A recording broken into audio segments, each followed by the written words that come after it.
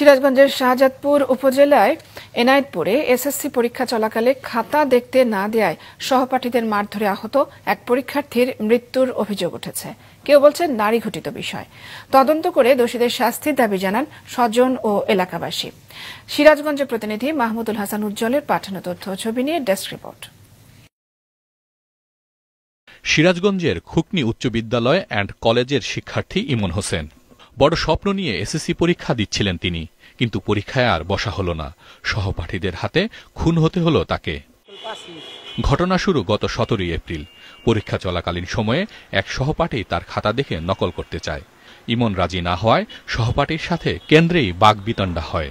পরে 18 এপ্রিল বিকেলে ইমনকে বাড়ি থেকে ডেকে নিয়ে যায় দুই সহপাঠী। পার্শ্ববর্তী বেলকুচি উপজেলার দৌলতপুর নতুনপাড়া এলাকায় ইমনকে বেধড়ক মারধর করে ওই সহপাঠী ও তার সহযোগীরা। এতে ইমনের বাম পাশের মাথার খুলি ভেঙে যায়। পরে চিকিৎসাধীন অবস্থায় গত শুক্রবার মারা যান ইমন হোসেন। তবে কেউ কেউ বিষয়টিকে নারী ঘটিত বলে উল্লেখ করেছেন। বাস দিয়ে একটা ঘরে বাড়ি দিল, ওই বাড়িতে ওই ছেলেটা পড়ে গেল।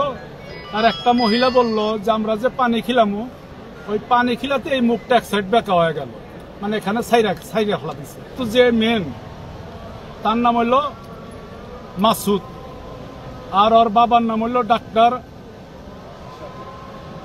আশরাফুল, আর ওই ছেলের মার নাম হইল আকি, মানে আকি হল নামে পরিচিত। পরীক্ষা দেওয়ার পরে আমার সাথে ওরা দেখা হয় নাই।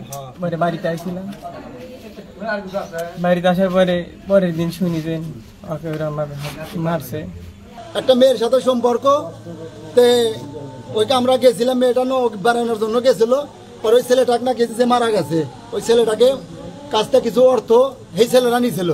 এই ঘটনায় দোষীদের দৃষ্টান্তমূলক শাস্তির দাবি জানিয়েছেন নিহতের ভাই। বাড়ির উপরে এসে আমার ভাইকে ডাইকে নিয়ে গেছিল। ডাইকে নিয়ে যায় আপনার দৌলতপুর এখানে রাস্তায় বসনা মার্কেট নামে একটা নাম আছে, বেহাপাড়া। ওইখানে যায় তারা পরিকল্পনা করে আমার ভাইকে মারছে। এটার আমি বিচার চাই। বেলকুচি থানার ভারপ্রাপ্ত কর্মকর্তা জাকেরিয়া ইসলাম বলেন, নিহত শিক্ষার্থী ইমন হোসেনের স্বজনরা থানায় মামলা করতে এসেছেন।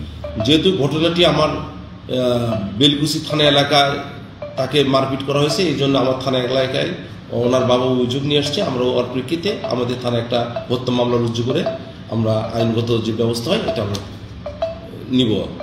এ ঘটনার সাথে জড়িতদের দৃষ্টান্তমূলক শাস্তির দাবি জানান এলাকাবাসী, যাতে ভবিষ্যতে কেউ এমন ঘটনা ঘটাতে দুঃসাহস না দেখায়। মাছরাঙা নিউজ ডেস্ক।